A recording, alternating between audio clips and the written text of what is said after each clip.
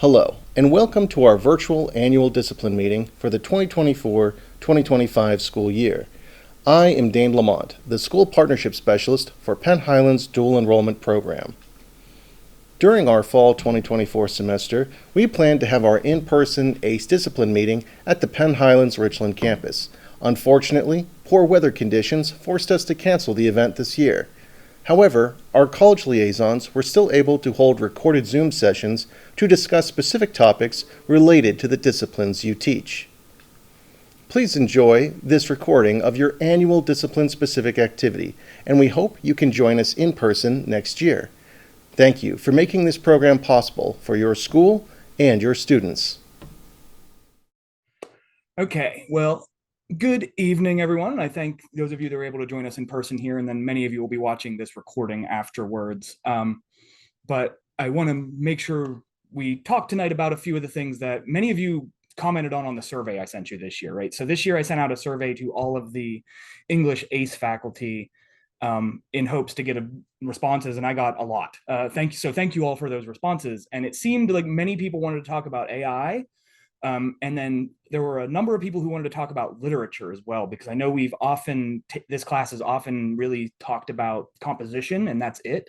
So I want to talk a little bit about teaching literature, and then I do have to do the thing that I'm required to talk to you about, which is the Penn Highlands Common Assessment information as well. But I want to take a little bit of a different angle on that this year too, and kind of do a little more of the why and a little less of the actual sort of the methods of collecting that data, because every one of you, I know right now, even I think the three of you are teaching three different classes right now. So it seems wasteful to waste a bunch of time talking about how we assess composition when some of you might be teaching studies in literature, or some of you might be teaching creative writing, or some might be teaching research writing. So I'm going to go over sort of the broad scope of the assessment information, and then, as you all know, when I meet with you individually, I send you the information that you need for the specific assessment stuff. So our agenda for today is to first do a little brief introduction. I want to go over some of the primary goals of this presentation with you, talk about AI in English, and some of that's going to be a little bit of a repeat from my presentation last year, but I've added onto it. And I think it's an ongoing conversation that's continually evolving, and it's something that frankly, it's still the Wild West, I think, and we're still kind of navigating and figuring it out. And then I want to talk a little bit about teaching literature. Then I don't have it on the agenda here, and my apologies, but talk about the common assessment, then open up, do a little summarizing for you all, and then open it up to some questions if any of you have any questions or comments for me at the end here. So as we all know, right, English classrooms are undergoing a shift right now, right? Monumental shift, as I say here, in how people write, how people interact with the written word, and how we as educators assess whether our students are learning what we're actually teaching them, right? Ultimately, this is a turning point in both how we as teachers approach our craft and how our students approach the processes that we teach. And I said this last year, and I will say it again, I have no easy, quick fix answers for you here today. I wish I did. I wish I could tell you this is how we're going to move off into the future and ride off brilliantly into the sunset, and English as a discipline will still be amazing as we move forward. But I do hope to continue the conversations that we started last year about how we want to see the teaching of English adapt and evolve over these coming years, where we're, I think, seeing a lot of change in our future right now. So that's sort of the overall scope of this presentation, a little bit of sort of the feel that I want to get at here. Our primary goals are to discuss artificial intelligence and its role in the English classroom, look at some strategies for teaching literature in our now digital world, and I'll have a question at the start of that section that I think you will all enjoy, refresh our awareness about the role of assessment, and then understand the Penn Highlands institutional learning outcomes, and then, as always, answer any questions from you all here today as well. So any questions right now before I really start diving into some stuff? Okay. So this always comes up whenever you talk about AI, right? Because AI is an overarching term that is a lot of things, some of which aren't that new, if you really think about it, for our field in English, right? Well, it's a lot of things, right? It's these chatbots like ChatGPT. There's editing tools like Grammarly, which I'm seeing very integrated directly into Microsoft Word now. So students are getting these editing suggestions as they're typing.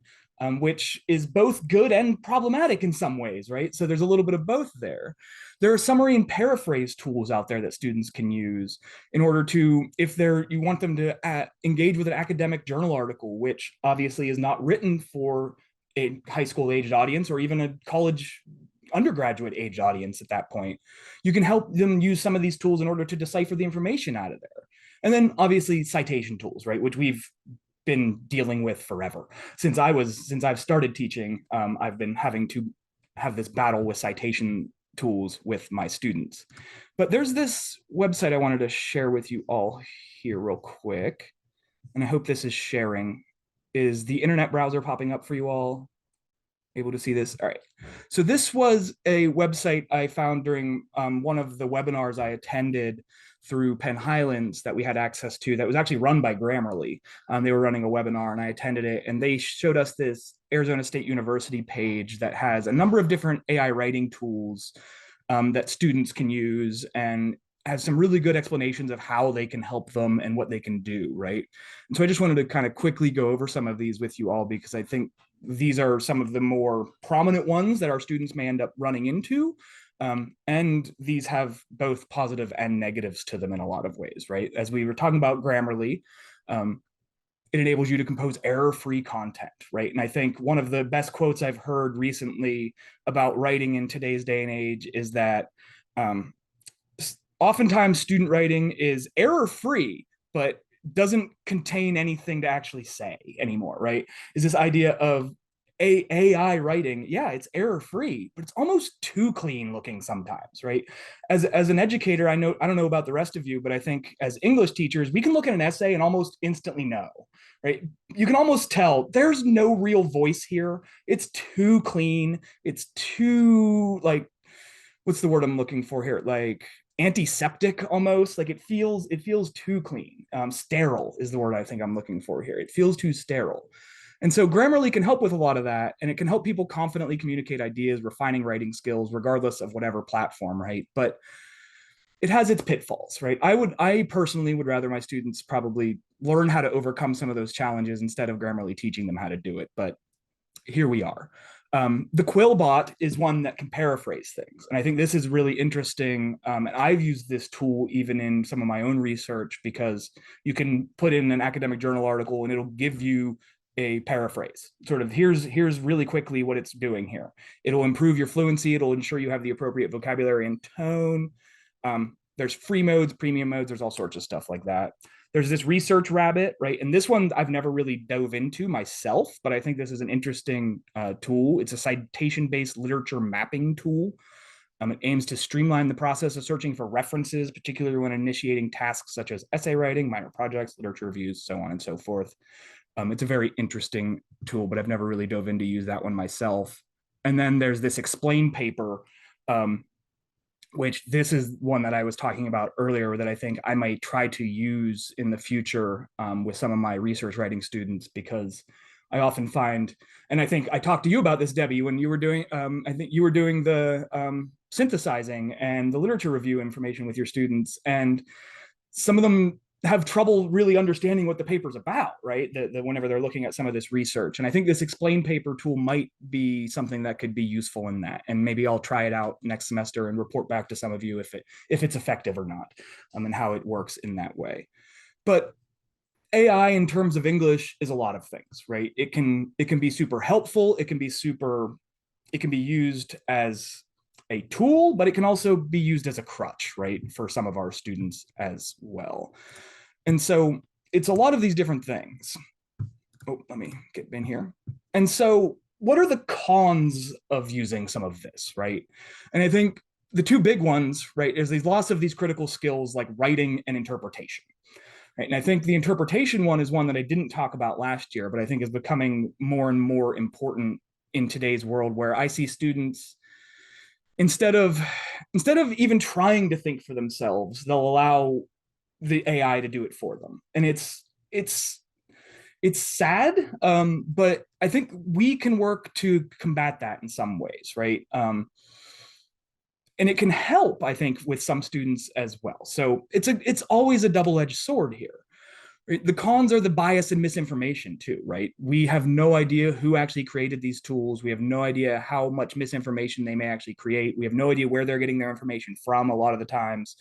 Whatever biases the programmer who programmed them had, that tool is going to have as it works forward. And I think discussing some of that stuff with students is also key, and I'm going to get to that here in a little bit. But letting them know that, AI isn't God, right? It was some guy in Silicon Valley that programmed this thing, right? Who's just a human being too, who just made this tool, and it is taking some of his or her or their or whoever it is information and using that to influence you. So I think even discussing that a little bit with students can be helpful.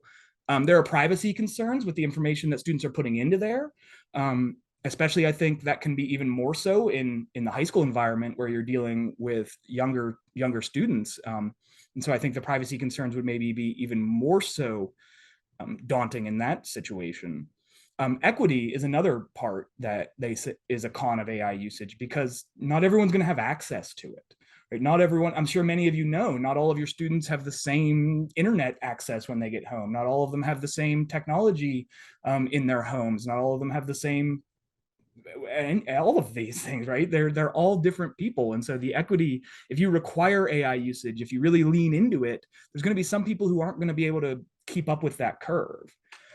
And then obviously all of the ethical concerns, right? Having to deal with plagiarism. Where is this information coming from? How are we determining whether it's any good information? And how are we citing this information too? And how do we even begin to cite information that's coming from AI? Sort of larger, the energy usage that AI uses in our world, right? If anybody has any care about the environment or any thoughts about overall use of resources, AI is using a lot of them. And then I wanted to open it up too and see if any of you have any other concerns or any other cons or ideas that you can think of on using AI in the English classroom.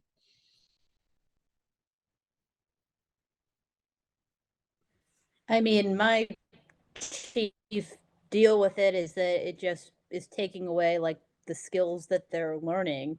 Like if it does it for them, then they can't do it for themselves. And while they might argue that they're always going to have it, like how they always have calculators on their phones, it's there's something to be said for having the skills to just do it.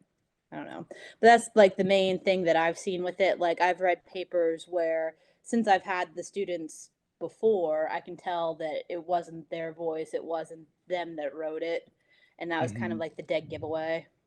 But that's kind of my chief issue with it.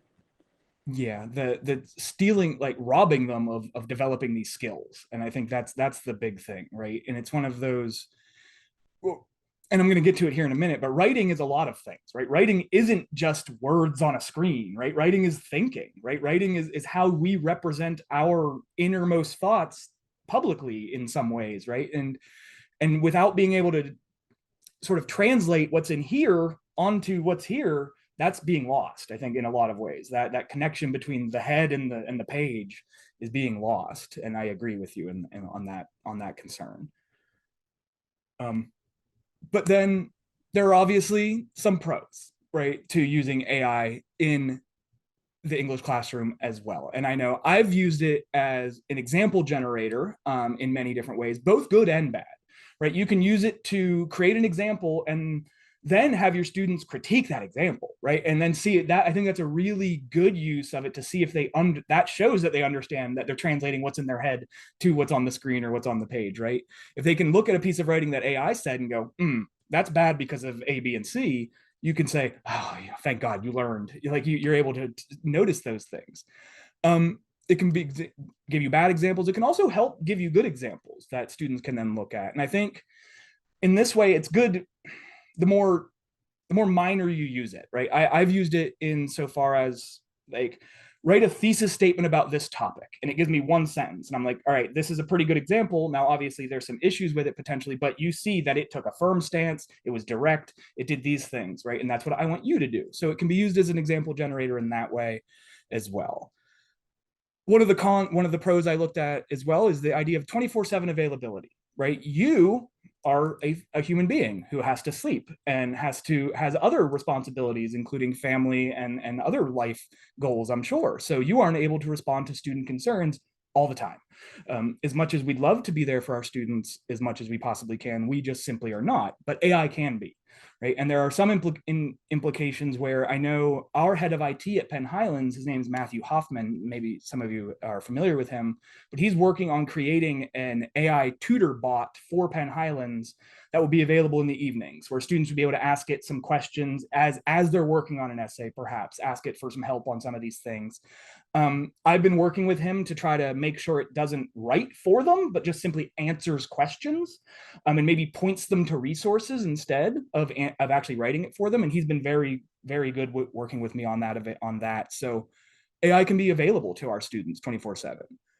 Further, if anybody has any English secondary language learners, it has great applications in that realm, right? It can live translate for students that are in those sort of situations.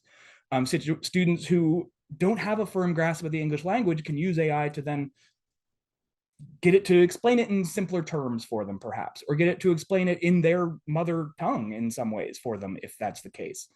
So it has very good applications in that regard. Another one I've been looking at, and this is one I'm still doing a little research on myself, but it's this idea of personalized tutoring. And this goes a little beyond my skill set, but if I had a friend who was good at programming, and we could even make it very specifically for my English Comp 1 class that I'm teaching at Penn Highlands this fall, and I could upload sort of the content that I would want my students to learn from that class into this AI bot, and then they'd be able to go to it directly and receive answers back from it. Again, that allows more availability for them, it personalizes it to that very specific class. But again, that's something I need to look into doing a little bit more work with in the future. Efficiency and productivity. I think this is something that we as English faculty need to be aware of. It's going to be a part of their future workplace because of the efficiency and productivity it adds. So we need to teach them to use it efficiently and productively, ethically, right? In some ways there, in order to help them be more efficient in writing things, help them be more productive, but doing it in a way that's not going to hinder their own comprehension, right? But then as a comprehension tool, I have used it in literature classes to have it help sort of try to define some poetry, perhaps for some students, try to help it really fish out some understanding of maybe more complex research articles for my students. And I have used it in that way in the classroom a few times as well, but there are some downfalls to that also. So I think all of these pros also have pretty much direct cons attached to them as well. So it is the phrase I always use, sticky wicket, right? It's a sticky wicket, right? It's a tough situation that we're trying to work through here. So AI in the English class, this is something I talked about last year, but I think it bears repeating, is to ask ourselves, how do we create assignments that students actually want to do? And I know that's a difficult question, but it's authentic assessment is when students want to do the work, we as instructors want to do the grading, and generative AI cannot actually grasp the assignment in some way, right? It's too specific. Maybe it incorporates too many unique course experiences, things that you said out loud in class that they should have taken down as notes, but they can't find online somewhere, right? Things like that. Incorporating, maybe you very specifically want them, all right, we in class discussed the plot of this novel and we really deeply analyzed it. Now I want you to use exactly what we talked about in class in your essay to analyze the plot of this novel, right? And if they start steering away from what you talked about in class, you as an educator can start to see, well, obviously you didn't, one, listen to the instructions, or two, you used a different source in order to write this in some way, right?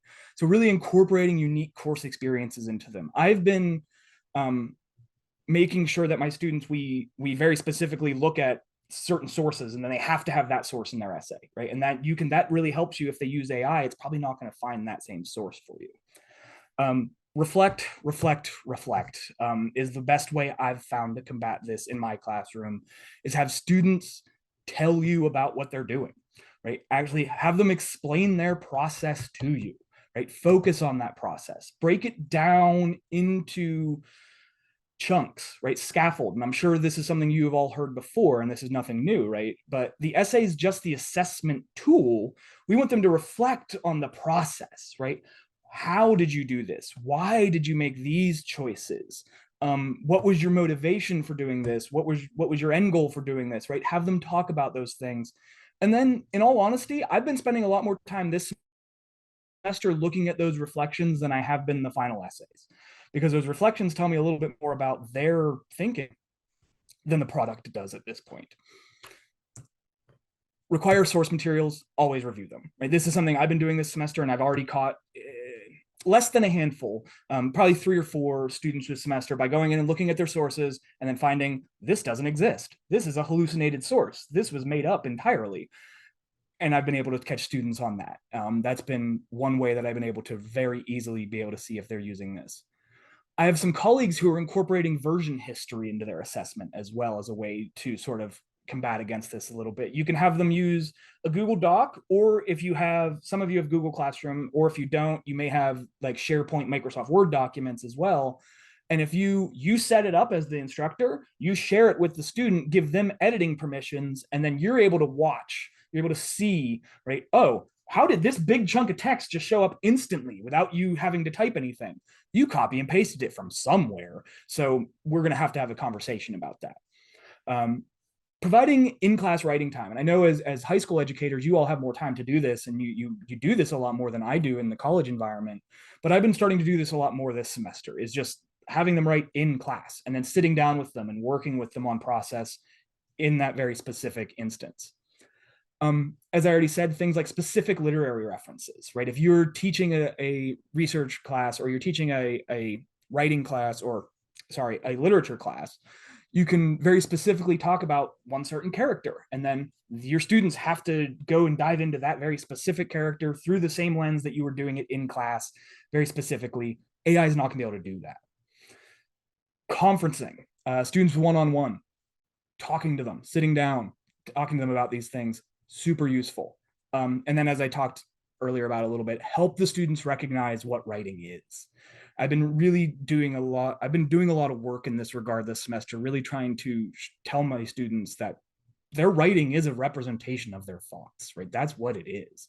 And if you let AI do that for you, are you even a human being anymore, right? At that, like, what are you at that point? And it seems to be resonating some with some of the students, not all of them, obviously, but some.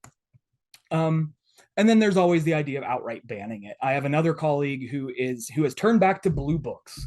Shivers may have gone up many of your spines as I said that at this point in time, because it went up mine whenever one of my colleague told me he's using blue books this semester. First of all, I dread having to read that much student handwriting. And secondly, I can't imagine the cramps that those kids are dealing with after those class sessions. However, right, there is an issue with banning it, right? We need to historicize, we need to remember, and as I already said, this is going to be part of their workplace. So it's much better to at least give them some insight in how to use it ethically, show them the parameters, give those parameters, enforce those parameters, right? And then show them how they can actually use it. And as I say, this is one of my favorite professors in graduate school. He told me, always historicize, right? Nothing is in a vacuum, right? We can remember the printing press. Everyone thought no one will remember their hymns anymore. What's going to happen? Well, guess what? We're fine. The calculator, yeah, it has put a damper in, but we're fine. Computer, internet, we've made it through these other monumental shifts in the past. So I don't know if we want to take a little bit of time here and reflect on AI so far. I know, Christine, you already talked a little bit about how you were seeing AI in the classroom. Jessica or Debbie have any comments on maybe ways you've seen it or how you've worked to combat or embrace it at this stage?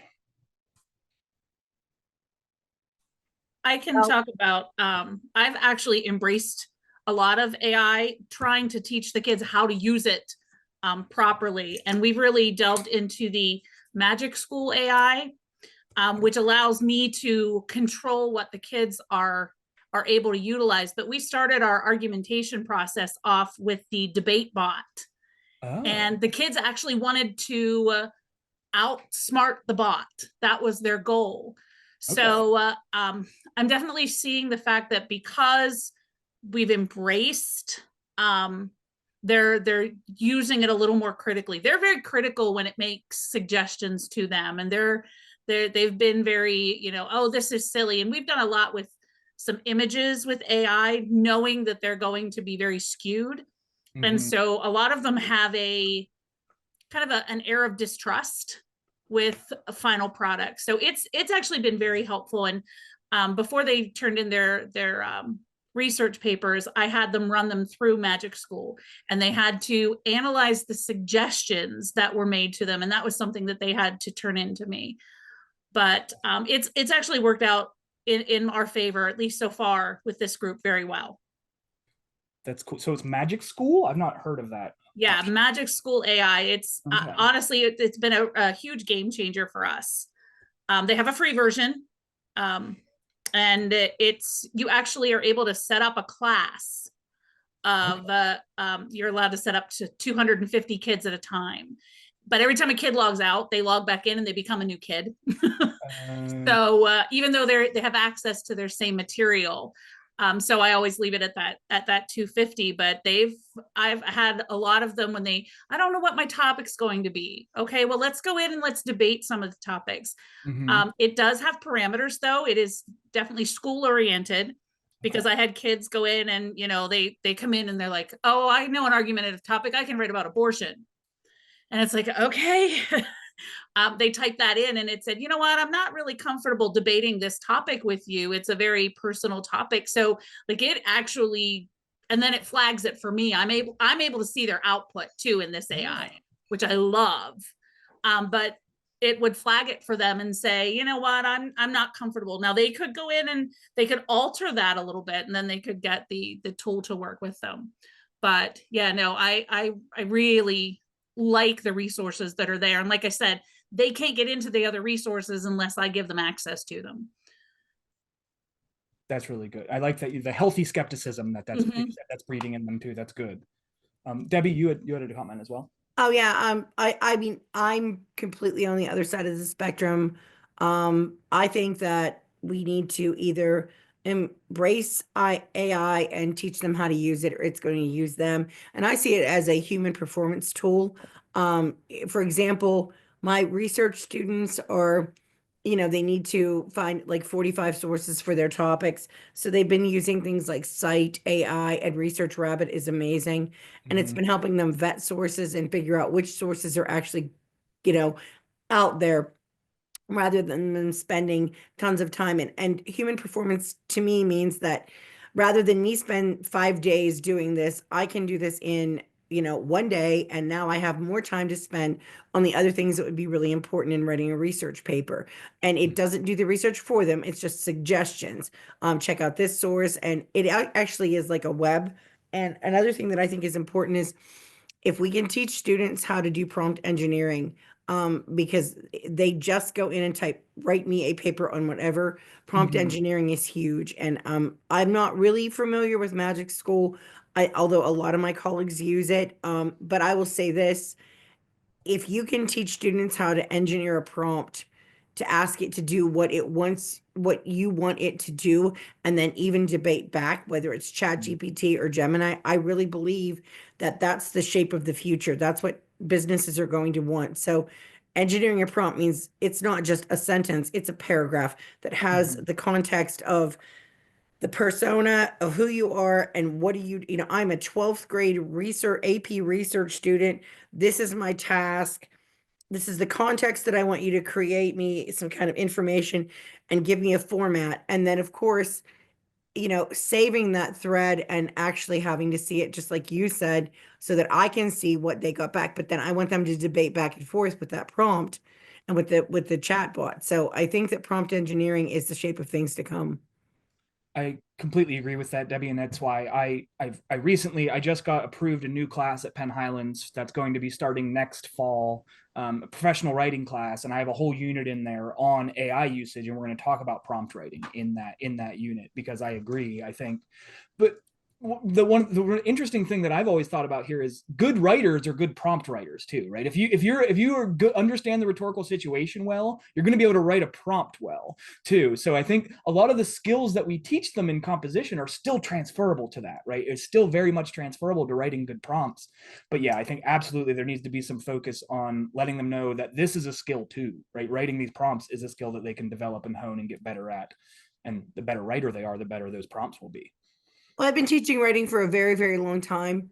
And I can tell you that there was a time whenever I had to worry about somebody's mom or dad or guardian who had $200 to get a paper out of a paper mill to hand in to me. And, um, you know, that is, it's just a different, it's a different kind of AI. I don't know how to explain it. It's a different kind of plagiarism. And I think it's actually worse because I could never really scope whether or not that was theirs or not. But at least with this, you can tell the sound of machine writing, and you can actually check the sources and see that it's actually, hallucination. So I think that was tougher. I think that it was harder a long time ago to discern whether or not they were handing in something that was somebody else's. Or I have my cousin who goes to Ohio State University and they wrote a paper. And so I'm going to borrow their paper. And how are you ever going to know? I didn't. And I know teachers who were my teachers, who were English teachers, who had filing cabinets just filled with research papers and papers that were written, so that if they even thought they felt like a smattering of I've read this before, they could go through these files and look. It's not like that anymore. I think AI has changed that trajectory for all of us, that the students are not going to borrow a paper or pay $200. They're going to go and try to use AI. And now that's pretty easy to figure out. That's actually a different, I never thought of it that way, but that's a good viewpoint, Debbie. Yeah, that maybe glass half full, right? Maybe this is easier for us to combat than potentially some of the other ways of cheating that were in the past. Yeah. So awesome. Thank you all for sharing some of your experiences with that. So now I just wanted to talk some about teaching literature as well in our day and age. And I want to start off with this question, like I said, how many of you struggle to get your students to read, right? I was going to say, always, right? Everything. Even if it's something, I hand you a 1-page thing to read in class, I see students not wanting to read that. So I read an article the other day, and it had this quote that said, we cannot make assumptions anymore about what, who, or how much a student has read in the past. And I think that is a key insight that we as English teachers need to keep in mind from now on, right? Because I remember it used to be, if you were a college freshman, you could assume they've read a novel cover to cover at some point in their lives. You can't make that assumption anymore.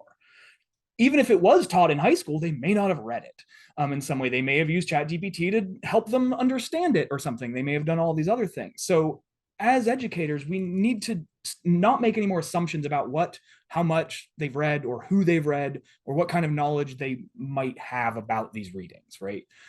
I remember at one point you used to be able to say, if you made it out of at least the high school I went to, you had read Great Gatsby, right? You knew everyone had read the Great Gatsby before they got out of there. Now you can't say that. So when teaching literature, I've found it's been really key to meet students where they are. And I know that's a buzz phrase that many of you have heard before, but it's this idea of tying into cultural events, tying into current events, news, pop culture, trying to tie this into the literature in some way. One of my favorite lines is that without Emily Dickinson, we wouldn't have hip hop, right? She invented the slant rhyme. Without the slant rhyme, we wouldn't have hip hop as it is today. So she is the foremother of rap, if you really want to talk about it that way, right? And as soon as I say that, I start to get some interest. I get to students who are like, oh, maybe we do want to read some Emily Dickinson, right? And then you get a little bit of that connection. So tying it into those pop culture references, tying it into anything going on in the news right now that they may be watching. Things like, I remember even, I talked to my one colleague teaches a lot of Shakespeare, and he was talking about Taylor Swift and Jason Kelce, right? Jason Kelce, whatever, Travis Kelce, that's it. Taylor Swift and Travis Kelce as this Shakespearean love story. And he was talking about his students like that, and they were really into it then. And then they were able to really recognize some of these Shakespearean love tropes because they were seeing it happening with Taylor Swift and Travis Kelce. I know we hit our heads, but at least they're understanding the tropes, right? At least they're seeing it in the world then in some way, right? And I think another element that I've always seen in this is that it's a different world, right? And we as educators can't be blinded by our nostalgia, right? There are other sources of knowledge. There are other alternative ways that you can assess student reading, student learning.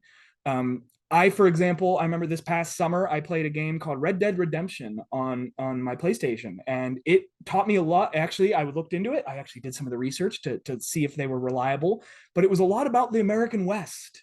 And you got to learn about that. And some of these narrative type games, these shows some of the students are watching, they're gaining knowledge in other ways, right? We have to remember that at a certain point, the only way I was going to experience the 1920s flapper culture was to read Gatsby. Right now, there's probably 6 shows on Netflix about the 1920s flapper culture that they could go watch and learn about that in that way too. So there are other sources of this knowledge that they are able to get and able to obtain this stuff. So I think as educators, yes, reading is better. I am not going to ever get off of that soapbox, but we need to be aware of that. Okay, maybe they don't want to read this because maybe they already do know a little bit about this and it's not as interesting to them as it was to us when we were in that situation. So a couple of strategies I've taken over my last couple of years here in teaching is, first off, tying structuralism in with those contemporary cultural contexts, right? Having them not only know how to explicate and annotate a poem, but then guess what? I print out some Kendrick Lamar lyrics and put them down next to it too. And then they have to annotate and explicate those Kendrick Lamar lyrics also, right? And so they're still doing the same sort of structural work with his rhyme scheme, with stanzas, with understanding lines, with understanding meter. They're still doing that, but now they're dissecting Kendrick Lamar's lyrics instead. So they feel like they have more of a connection to it, as opposed to doing it with the work of, let's just say, like John Donne. They're like, I don't know who this dead white guy is. Why would I want to do this? And so trying to tie that in with some contemporary cultural contexts. I've been working on pairing classics with modern adaptations as well in literature classes. I will get your opinions on this a little bit, but I always teach A Raisin in the Sun. I love A Raisin in the Sun. I love Hansberry. I love teaching it. And so over the past couple of semesters, I've paired it with the 2008 film adaptation. But that film adaptation unfortunately stars P. Diddy as Walter in that. So I'm debating on whether to show it again in the future. We'll see. I may see if the students want to discuss that problematic nature of Puff Daddy being in that. But we'll see. But I do like this idea of pairing classics with modern adaptations, right? I've taught Lysistrata in the past, which is an ancient Greek play, and then you can compare that with a movie called Chirac, starring Nick Cannon, which is a loose adaptation of Lysistrata. They do the exact same thing, but instead of stopping the war between Athens and the Trojans, they're stopping the war between the north and south side of Chicago. And they're doing it within sort of gang culture as opposed to ancient Greek culture. So providing in-class time for reading and explication can also be super useful. Modeling how to read and annotate. And I think this is one of the things where, again, making assumptions about students, like we can no longer assume that they know how to read, at least read well, right? They know how to sound out the words on the page, but understanding what they actually mean and how to find deeper meaning is something that we can model for them in the classroom. And I always will we do close readings in class all the time. I'll put up a passage, I'll put up a poem, and we will sit there as a class and tear it apart and look through it and show them. And I'm like, this is the type of reading I want you to do when you take this home tonight and look at it on your own time. And then things like alternative assessments, right? I've played around with a couple of these. My one colleague loves doing dioramas. He has students create dioramas of scenes from novels or plays. Podcasts is another really good one I've had students do in the past, where they record themselves having a conversation. I often pair them up in either pairs or small groups, and they sit down and have a conversation about a reading they had to do. Performing things, actually getting up, physical, tactile, these sorts of things. I don't think that's necessarily a new assessment style, but it's something that can be used as opposed to essays. And then I've done this idea of a mock social media page. It was really fun with my literature students last year, where they had to pick one of the authors we studied and then create a social media page, pretty much showing me that they understood that author's sort of style, that author's cultural context, that author's history. And I got some really interesting ones. We had ones with like Hemingway sitting on a beach drinking a cocktail. It was they were really great. And whenever students did those. But I don't know, I wanted to open it up here again and see if you all had any other thoughts or ideas on any other alternative assessment ideas that you use as opposed to just student writing. Or maybe in addition to the student writing. Well, I'm looking at, what we did was, we did some things where they were learning how, I mean, it's crazy, but learning how to use some journalism skills to, report what they had just read. And that's, my students really want to do podcasts, but I think that that sounds great. But at the same time, and they don't really know how to begin. So I started to teach them, because I taught journalism for a long time, how to write a lead, how to know, like, to pick out your, best quotes from things, because a real journalistic article was really written by the people that you interviewed. And so I think that that was, I mean, I teach a lower level English 12, which they, again, talking about reading, they refuse to read, to get through Beowulf. I found a graphic novel, because they said, we will not look at this unless it has pictures. Because again, they're just my straight English 12 students, and they're just in English 12 because they have to get the credit. They have no interest in reading any more English, and most of them, 98% of them, will not go into any kind of a career that has anything to do with English or writing or whatever. Although I still think it's important. Yes, we're still doing Hamlet, whether they like it or not. But again, so I've been doing some things with tying in some journalistic ideas of writing things, and then tying that into the podcast. So I love your ideas there. They're fantastic. And actually, the social media page would actually help with what they're doing. Yeah, I will slightly push back, Debbie. You said they're going into careers that don't involve English. All careers involve English, right? All. Oh, I agree, but they mean anything that means to read something. Yeah. Anything that means to read a chapter of a book. We're never going to do that again. We're not going to do that again. And I said, but what you don't understand is that we don't know exactly what you will need, so we have to look at other things. My school is really gearing towards a careers track English next year, where they're only learning how to write proposals, read blueprints, no literature, no anything. And that sounds great, but I think there's got to be an sort of an intermediate path there, where you don't say one or the other for everyone. But that's just me. Yeah, there's going to be a sense of enrichment lost with that. I would personally believe. I can see reasoning for it, but yeah, no literature scares me. Something I do with assessments, I'll often give students a choice board so that they can kind of tailor their assessment to their strengths. And so we do the social media pages, we do options of, creating album covers that have to explore, and then they have to write lyrics to songs that, maybe if we're studying characters, they have to embrace two characters and do an analysis of that through the songs that they write. But they're very open to those choices because they get to draw on their strengths.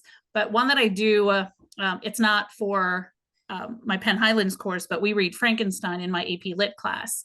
Mm-hmm. And I became certified in the Lego Spike bots. Oh. And so they actually create, as we're working on the reading, we take breaks every so often, and they create these Lego creatures, and then they have to program them. And I tell them that it's a sliding scale. The best robot with the best programming gets the highest grade, and then I slide down from there, hoping that they want to, get the best score. Mm-hmm. What I really do is I fail every last one of them. So the rubric's out of like 50 points, and the highest grade I give is usually like a 10 out of 50. And then they have to write a reflection after they get their rubric back, and they're very angry with me in these reflections. And then we go back and talk about how Victor's creature must have felt when all of his ambitions were rejected. So it allows us to do that in a very unique way, and the kids love it. That's fantastic. I love that. Yeah, that's fantastic. They get to play Dr. Frankenstein themselves mm-hmm. and create their own monsters. That's awesome. Cool. So those are also some great other thoughts here on alternative assessment options as you move forward also. So then when we talk about assessment, the big scary word assessment, right? This idea that assessment differs from grading, right? And this is something we all probably have heard. This is a little bit of a repeat from my last year's presentation as well. But each academic year, we're going to select specific courses, specific aspects of specific courses to assess. And then each year you receive an observation, site visit, you'll participate in assessment is how that will work. Christine, you already got me your stuff back. That was really fast. Debbie, I'm still working on getting everything to you, but it's coming. It will be to you as soon as I can. Assessment always relates to one or more of the course outcomes directly from the college approved syllabus that we use. And so just a little bit more of clarifying, right? The grade you give the paper doesn't actually relate to the assessment, right? The grade is the entire paper. Assessment, we're very specifically diving into one element, something like transition, something like thesis statements, perhaps, something like organization, something like in composition right now, we're trying to really hone in on information literacy and this idea of effective communication, understanding the rhetorical situation, right? We're really trying to hone in on those with composition right now. And so you're asking yourself, like, in this very particular area, did you hit the mark with most of your students, right? And it's not about your teaching. It's not an indictment of you as an educator in any way. It's just about whether those concepts were sort of sufficiently developed and whether you're seeing some of the results, right? We always assess English 110 every semester. And then we do English 200 and English 205 oftentimes in the spring is when we assess those courses as far as our assessment schedule goes. So as I was just saying, English 110, we're currently looking at information literacy and effective communication. For English 200, we're currently looking at effective communication. English 205, critical analysis and reasoning and information literacy. And then with English 215, which is the creative writing course, which I know there are some ACE sections of that as well, we're doing effective communication in that course. And so, let me go back. I wanted to go ahead and actually explain these institutional learning outcomes to you from our Penn Highlands share site here. You're getting to see a little how the sausage is made, right? This is from our internal documents. But I wanted to just show you a little bit about sort of how we as an institution are defining these learning outcomes, these particular ones we're looking for. So as I said, in English 205, which is the research writing class, we're currently looking at critical analysis and reading and information literacy. So when we talk about critical analysis and reasoning, right, we're talking that students are able to demonstrate the ability to synthesize sources and use higher level thinking and analytical skills to support their reasoning, right? Pretty straightforward. Almost the entire learning objective of English 205 is that they're able to do this, right?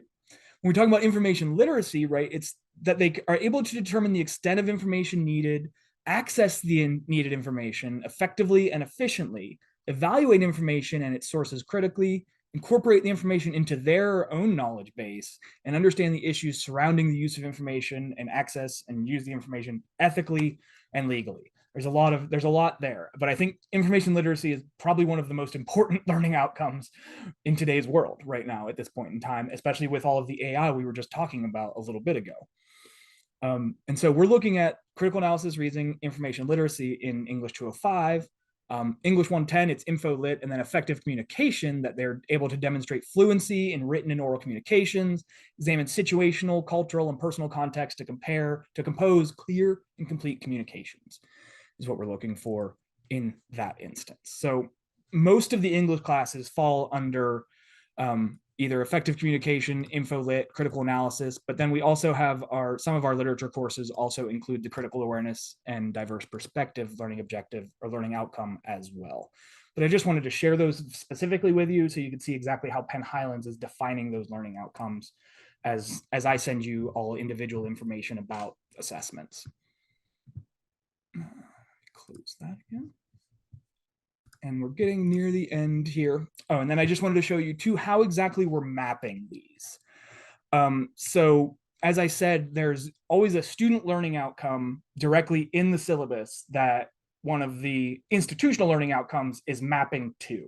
And so again, I just took a screenshot here of one of our Excel documents that we use at the college here to show how these are mapping, right? So English 110, as you can see, those two student learning outcomes are mapping to these, right? Effective communication means you can compose a thesis support project, right? A thesis-driven essay is effective communication. Rated persuasive argumentative research paper, then under that, they've got all of the things about, if you look at that syllabus, about coming up with sources, making sure that you're investigating those sources, evaluating them, so on and so forth, right? In English 200, we're using analyze and discuss literary works, is going towards effective communication. English 205, as you can see here, I don't want to read all of these out loud for you. We're getting near 7 o'clock as well. You can see how these are mapping to specific student learning outcomes from the syllabi for these individual courses. So I thought it'd be more useful to share this with you all today instead of going into, this is very specifically what we're looking at in English 200. If you are teaching English 200, you'll get information from me about what we're specifically looking for in English 200, right? If you're teaching 110, you'll get that information from me, so on and so forth. So I thought it maybe was a little bit more useful to show you kind of the background of this, or as I said, how the sausage is made. So to wrap things up here, we're about done. AI presents new challenges along with new opportunities, right? It's still the Wild West out there. I'm really grateful to hear some of these ways that you all are incorporating it and using it in effective ways, and some of the thoughts that we're having about its influence on our students at this time. Teaching literature in the 21st century presents obstacles we've not necessarily faced before, right? With students having access to this information from a variety of different places, with students not necessarily engaging with text the way they used to because they're not necessarily needing to. So in order to continue to ensure that students want to learn this, and in order to ensure that students gain what we need to teach them from literature classes, we need to be vigilant in this area a little bit, I feel. The idea of assessment differing from grading, and then I wanted to talk about specific elements, and then I wanted to let you know that we're still working on refining and improving that assessment process. Some of you worked with Janine in the past. She was in this role before I was. I got hired on 3 years ago, and I'm still working with the ACE people along with our liberal arts and sciences division chairs here at the college to refine and improve this process more. And it's my goal over the next couple of more years here as I continue to solidify my role at Penn Highlands to really get that process streamlined and make it a lot simpler and easier for everybody is my plan. So some questions to consider as we call this an evening here. I think we want to think, what should the content of first year writing courses include that it already doesn't? And I think, Debbie, you brought up a good idea of this idea of prompt engineering, perhaps. Maybe we need to start talking about that more, right? And so I want to leave you with these questions to ponder as you go forth.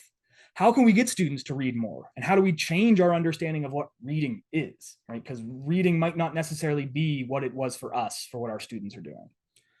And then how can we better prepare our students for the rest of their college level coursework, right? Because I think ultimately what we do in English classrooms is, and not just tooting all of our own horns here, but the most transferable skill our students learn.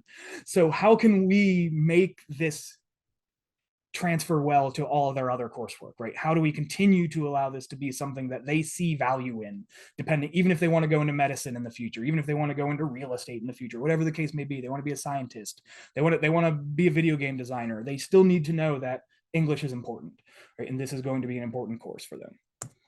So any questions from me before we call it an evening here tonight?